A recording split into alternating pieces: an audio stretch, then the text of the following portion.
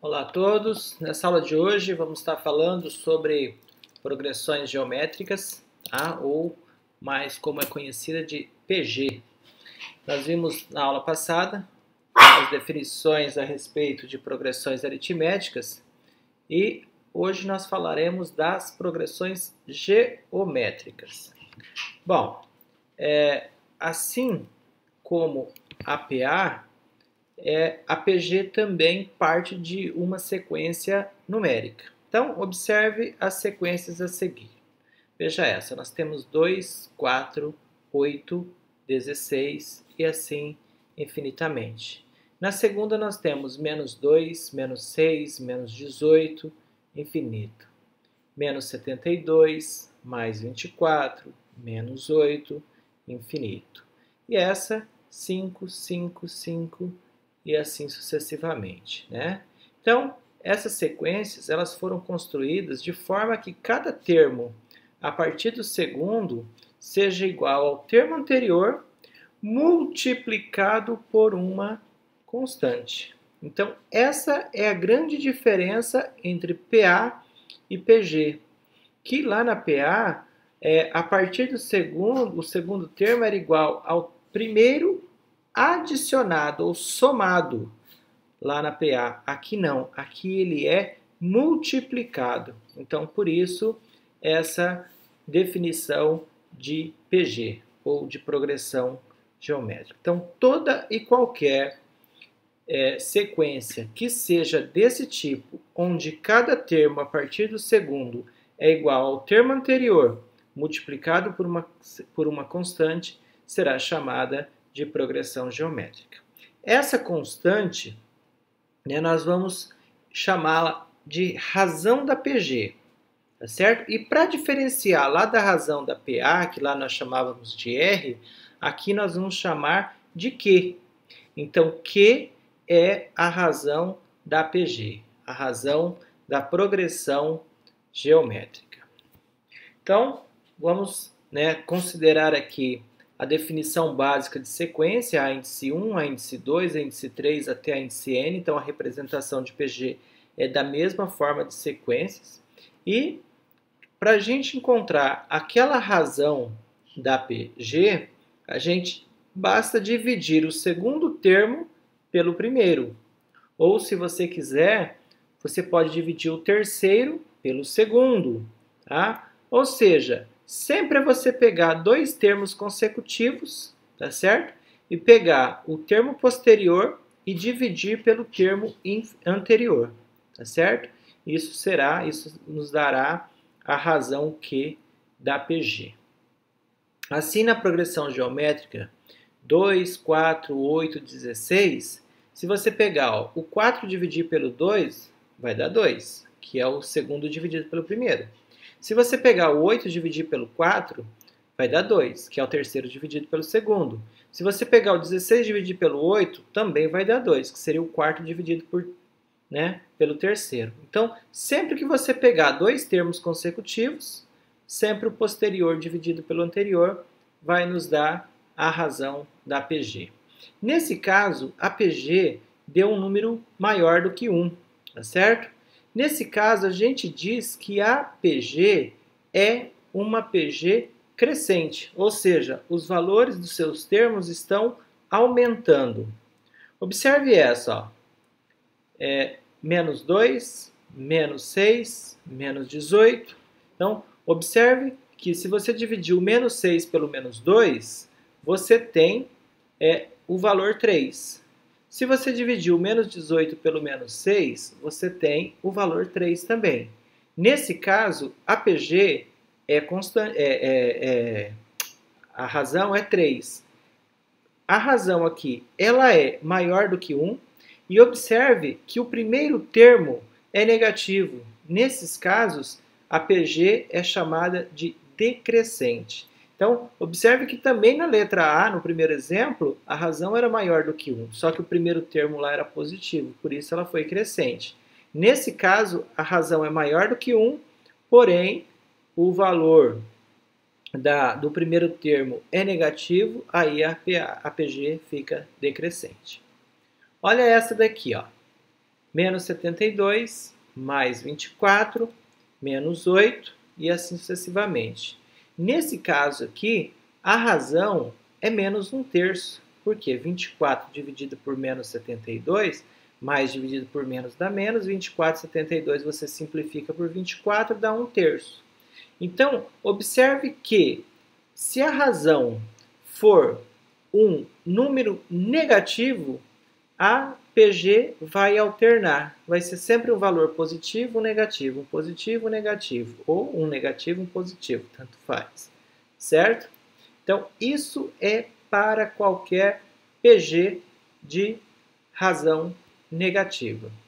Agora, olha essa, ó, 5, 5, 5, 5, 5 e assim infinitamente. Nesse caso, se você dividir 5 por 5, você obtém 1. Então, toda vez que a PG possuir valores, no caso, iguais, ela vai ter razão 1. Então, ela sempre será constante. Lá na PA, era a razão 0 que deixava ela constante. Aqui na PG, quem deixa ela constante é a razão 1, certo? Então, olha essa, ó, 5, 10, 20, 40, 80. A razão é 2. Nesse caso, nós temos uma PA, uma PG crescente.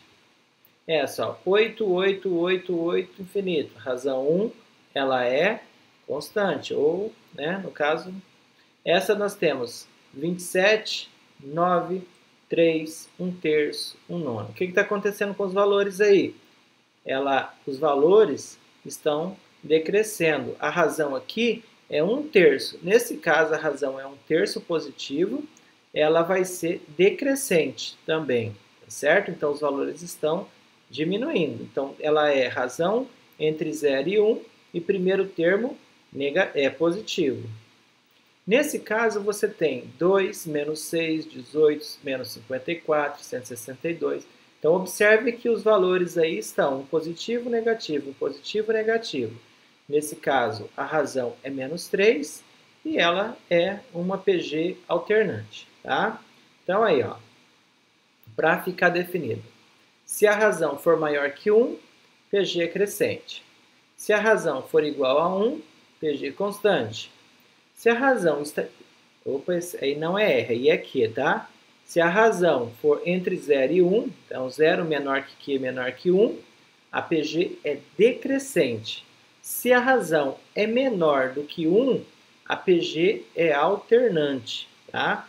Mas também tem aqueles casos que a PG pode ser decrescente, mesmo a razão sendo maior que 1 e o primeiro termo sendo negativo, tá? Aí, a fórmula geral da PG. Assim como nós fizemos uma fórmula geral para PA, vamos fazer uma fórmula geral para PG, que é uma fórmula que serve para a gente encontrar qualquer termo de uma PG. Tá? Seja o primeiro termo, seja a razão, seja o último, seja o quinto, o vigésimo, o milésimo, qualquer termo que seja necessário a gente consegue encontrar através de uma fórmula. Então, vamos considerar aqui a forma genérica de uma sequência que caracteriza uma PG, é claro, né? É a índice 1, a índice 2, a índice 3 até a índice N. E nós vamos ter sempre assim, ó. O primeiro termo a gente tem que conhecer, a razão também.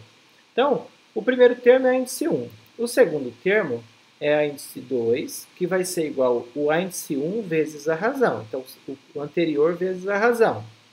O terceiro termo vai ser o índice 2 vezes a razão. Como o índice 2 a gente viu na linha de cima que é a índice 1 vezes Q, a gente pode dizer que o índice 3 é a índice 1 vezes Q vezes Q, ou a índice 1 vezes Q ao quadrado, que fica melhor. No quarto termo, seria o valor do índice 3 vezes a razão. Como o índice 3 a gente viu que a índice 1 vezes Q ao quadrado, então fica a índice 1 vezes Q ao quadrado vezes Q. Ou, melhor escrevendo, ficaria a índice 1 vezes Q ao cubo. O quinto termo, tá, seria a índice 5, ficou a índice 2 aí, ficou errado, mas é a índice 5, é o índice 1 vezes vezes o Q elevado a quarto. Ou seja, a partir daqui, ó, né, o índice 6, que seria o sexto termo, eu deixei tudo o índice 2 aí, mas é o índice 6, sempre será o índice 1 multiplicado pelo Q elevado a um valor. Quem é esse um valor? Observe que lá no índice 2, o valor que está elevado ao Q é 1. Observe que no índice 3, o Q está elevado a 2. Observe que no índice 4, o Q está elevado a 3. No índice 5, o Q está elevado a 4. No índice 6, o Q está elevado a 5. Então, esses índices aí, o 1, o 2, o 3, o 4, lembra-se que ele sempre representa n. Então, observe que em cada termo, o expoente do Q é sempre o valor do n menos uma unidade. Assim, a gente pode dizer que a fórmula do termo geral da PG é a índice n igual ao índice 1 vezes Q elevado a n menos 1, tá certo? Então, com essa formulazinha aí, você consegue encontrar qualquer termo de uma PG. Vamos a alguns exemplos, né? Só que antes, vamos ver o que significa cada elemento desse. O índice n a gente já sabe que é termo geral, tá? O índice 1 a gente já sabe que é o primeiro termo da sequência, ou o primeiro termo da PG. O n é o número de termos da PG, tá? Então, vai até o índice n. E o Q, como a gente já sabe, é a razão da PG. Então, aí, ó. Determine o 10º termo desta PG. A índice 1 no caso, 1, 3, 9. Então, está bem visível aí que o índice 1 é 1, que o Q é 3, né, que seria 3 dividido por 1. E o N, como ele pede para a gente encontrar o 10º termo, quer dizer que o N é 10. Assim, se a gente substituir na nossa fórmula que a N igual a índice 1 vezes Q elevado a N menos 1, vai ficar assim, ó, a índice 10, já que o N vale 10, igual a 1, que é o valor do índice 1, vezes 3, que é o Q, elevado a 10 menos 1, que é 9. Tá? 10 menos 1. Então, vai ficar índice 10 igual a 1 vezes 3 elevado a 9. Como 3 elevado a 9 é 19.683, vezes 1 dá ele mesmo, então a gente pode afirmar que o 10º termo é 19.683. Uma observação, se a gente estivesse calculando aqui o centésimo termo, que daria 3 elevado a 99. Então, quando dá valores muito altos, a gente pode deixar na representação de potência mesmo, sem a necessidade de desenvolver a potência, tá certo? Um outro exemplo. Numa PG, o quarto termo é igual a 64. E o primeiro termo é igual a 1. Determine a razão da PG e, em seguida, pede para obter o seu oitavo termo. Então, veja que ele pede duas coisas, mas uma coisa de cada vez. Outra situação é que ele traz duas informações. Ele fala do quarto termo, que é 64, e fala do primeiro termo, que é 1. Se o primeiro termo é igual a 1 e o quarto termo é 64, vamos considerar nessa PG aí que a índice 4 é a índice 1 vezes Q ao cubo, que é essa informação que ele nos deu aí de que o quarto termo é igual a 64. Aí você substitui, ó. A índice 4 é 64, igual ao índice 1, que é 1, vezes Q elevado a quem? Elevado a n menos 1. Como aí a gente está falando do índice 4, significa que o n é 4. Né? N menos 1 vai dar 3. Assim, eu posso dizer que Q seria a raiz cúbica de 64 e a raiz cúbica de 64 é 4. Se a gente tem a razão, agora a gente vai obter o oitavo termo que ele pediu, tá? Então, para resolver ou para encontrar o oitavo termo, nós vamos pegar novamente a fórmula. A índice n igual a índice 1 vezes Q elevado a n menos 1. Então, substituindo na fórmula, temos a índice 8, que agora é o nosso novo n, igual ao índice 1, que é 1, e Q elevado a 7, ou 4 elevado a 7. Então, desenvolvendo 4 elevado a 7, vai dar 16.384, vezes o 1 então o oitavo termo é o 16.384, tá certo? Então, já está encontrado os dois elementos que ele pediu, a razão da PG, que é 4, e o oitavo termo, que é 16.384. Bom, tem também a fórmula dos n termos de uma PG. Quando se fala do n termos ou n primeiros termos, a gente está falando de uma PG finita. Então, a gente só quer uma determinada quantidade. Então, pode ser os 20 primeiros, os 30 primeiros, 100 primeiros. Então, é uma quantidade n, é uma quantidade limitada. Nesse caso, para a gente calcular a soma, nós vamos usar esta formulazinha aqui, ó. Sn é igual a índice 1, que multiplica a razão elevado a n, menos uma unidade, dividido por q menos 1. Então, essa fórmula é a fórmula de calcular a soma dos n primeiros termos de uma PG. Equivale a eu dizer que é a soma dos termos de uma PG finita, que tem fim. Tá? Nesse caso, né, usando essa fórmula, vamos calcular aqui a soma dos 50 primeiros termos dessa PG. Então, 3, 6, 12. Isto é uma PG. A vantagem aqui é que para você calcular a soma dos termos de uma PG finita, você já pode ir substituindo direto na fórmula. Tá?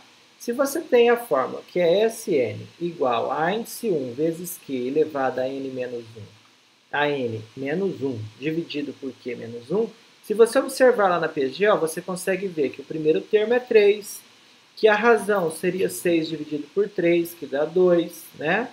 Você só precisa desses dois elementos, né? Na verdade, dos 3, né? E o n, que é 50, que ele está falando aí para a gente calcular a soma dos 50. Substituindo, ficaria assim, ó. S50, que é a soma dos 50 primeiros termos, seria 3 vezes 2 elevado a 50 menos 1, dividido por 2 menos 1. Como o valor de 2 elevado a 50 é muito alto, você não precisa resolver, você pode deixar assim na forma de potência. Então, 3 que multiplica 2 elevado a 50 menos 1. E observe que esse menos 1 aí, ele é na base, ele não está subtraindo no expoente, tá? Não é n menos 1 igual era lá na fórmula do termo geral. Ele está na base. Então, só vai subtrair 1 quando você tiver condições de resolver essa potência aí. Caso contrário, fica desta maneira. Certo?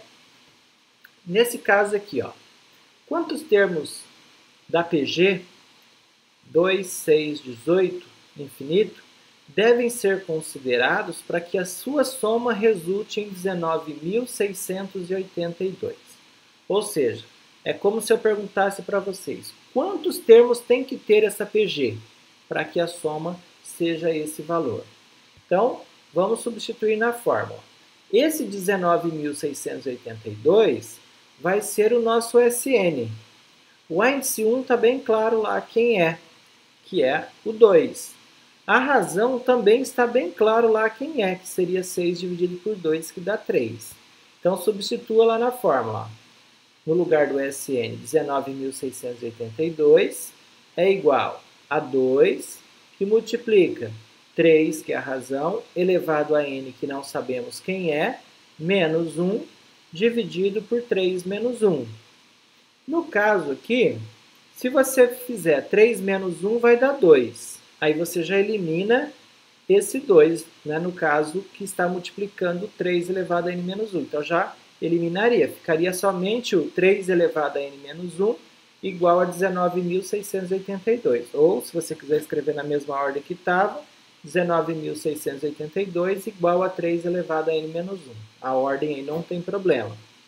Se você passa o 1, que é negativo, passa somando para o segundo membro, fica 3 elevado a n igual a 19.683. Aí você vai decompor o 19.683, vai dar 3 elevado a 9. Aí, isso aí é como se fosse uma equação exponencial. Bases iguais, elimina as bases e iguala os expoentes. Logo, essa PG tem que ter 9 termos para que a soma dos termos dela dê 19.682. Então, esse seria o valor de n.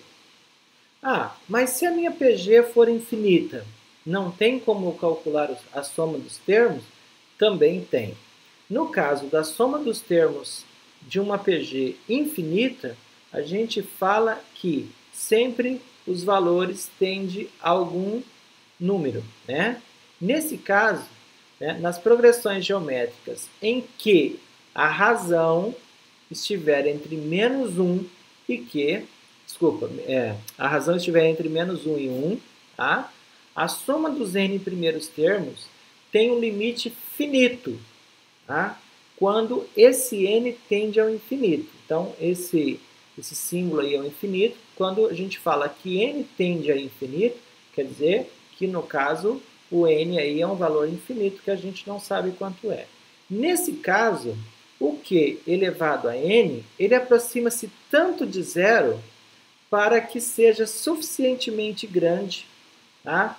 Ou seja, nós vamos pegar a nossa fórmula da soma dos termos de uma PG finita e vamos substituir essa situação que ele está dizendo. Que nesse caso aqui é sempre, né, quando a razão é diferente de 1. Então, se você pegar e encontrar o limite do Sn, ou seja, da soma, quando n tende ao infinito, você vai ter o índice 1, que multiplica, no caso, 1 menos q elevado a n, ou q elevado a n menos 1, que é aquela mesma fórmula, aí é apenas invertir. Só que o